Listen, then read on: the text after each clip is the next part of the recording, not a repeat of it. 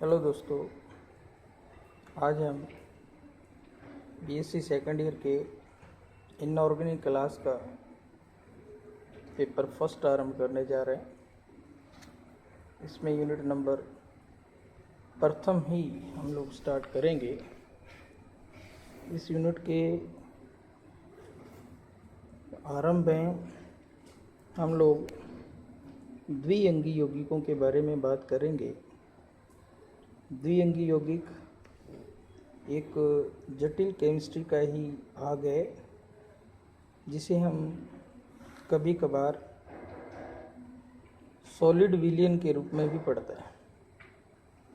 यहाँ पे जैसा कि नाम से स्पष्ट है, द्विअंगी यौगिकों में द्वि का मीनिंग होता है बाइनरी।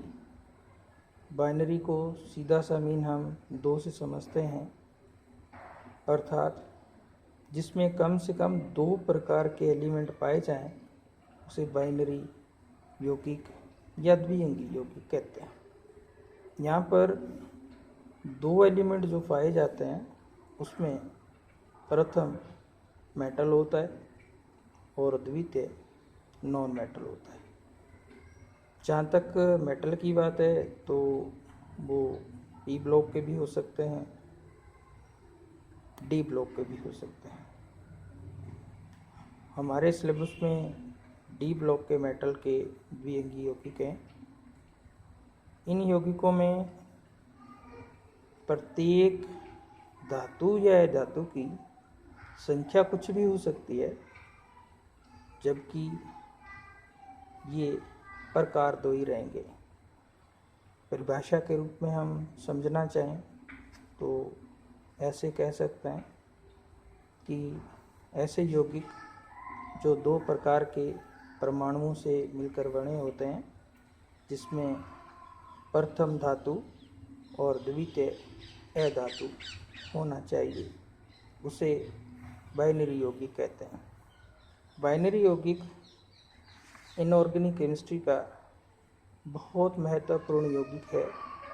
कभी कभार दो परमाणु के स्थान पर प्रथम परमाणु एक बहु परमाणु आयन भी होता है, जो एक परमाणु आयन की तरह व्यवहार करता है, जैसे अमोनियम आदि।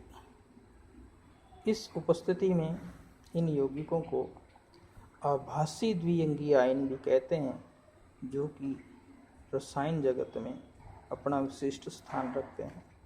इन यौगिकों को अपनी विशिष्ट पहचान के कारण रिसर्च में खूब पढ़ाया जाता है।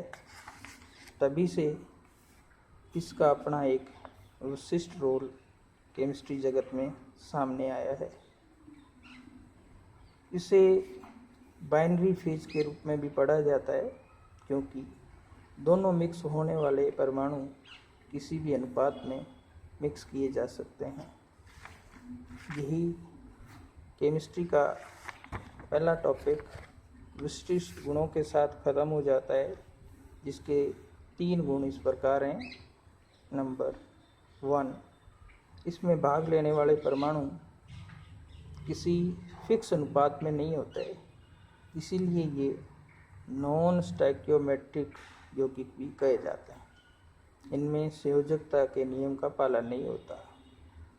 नंबर 2, इन्हें सॉलिड विलियन के रूप में भी पढ़ा जाता है, क्योंकि इसमें घुलने वाला अधातु किसी भी अनुपात में घुला जा सकता है और मेटल इसमें विलायक की तरह काम करता है।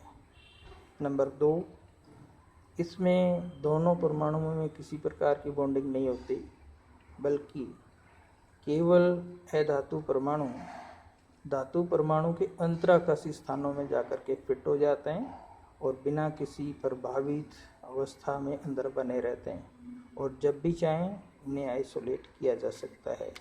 इस तरह द्विअंगी यौगिक छोटी सी परिभाषा वह 2-3 गुणों के साथ समाप्त होता है। जय हिंद।